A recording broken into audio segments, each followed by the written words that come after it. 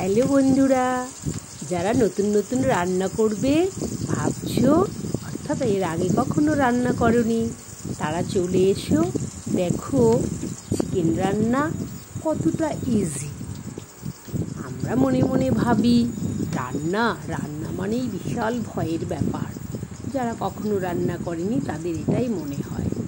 আমার মতো করে রান্না করো, দেখবি কোনো টেনশান, কোনো ভয় কিছুই লাগবে না। চিকেনটাকে ভালো করে ধুয়ে জল ঝরিয়ে একটু নুন হলুদ মাখিয়ে রেখে দিলাম কিছুক্ষণ। তারপর একে একে জিরের গুঁড়ো, লঙ্কার গুঁড়ো, আদা বাটা, রসুন পেঁয়াজ বাটা মিক্সড করে দিলাম, কটা কাঁচা লঙ্কা, প্রায় কিছুটা সর্ষের তেল দিয়ে আবারও ঢেকে রেখে দিলাম। তারপরে ঢাকনা খুলে একটু লাল লঙ্কার গুঁড়ো ছড়িয়ে দিলাম।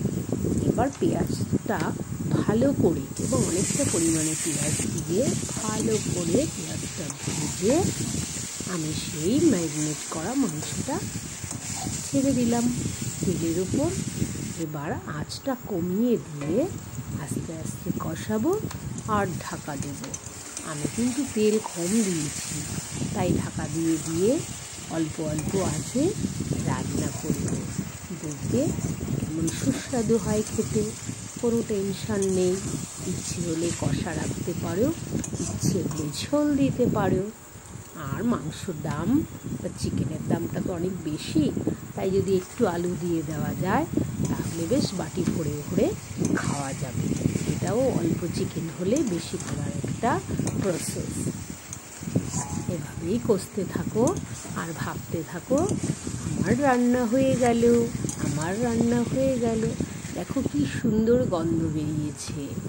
এভাবেও খেতে পারি। যদি মনে হয় ঝোল করব না, কষা কারি খাবো, ব্যাস জল দেওয়ার কোনো প্রয়োজন নেই। কিন্তু যেহেতু ভাতের সঙ্গে খাবো, সেই কারণে কিছুটা পরিমাণে জল দিয়ে আর গরম মশলার গুঁড়ো ছড়িয়ে দিয়ে ঢাকা দিয়ে দেব।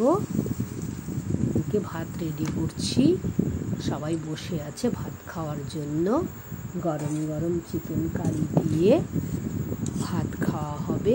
তোমরাও এইভাবে ট্রাই করো, দেখো কেমন হয়। তারপর আমাকে জানিও।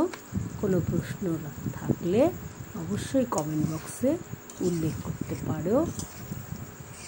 আর অপেক্ষা নয়, প্রায় হয়ে গেছে। একটু ঢাকা দিয়ে দেব, নামিয়েই গরম মশলা অ্যাড করলাম।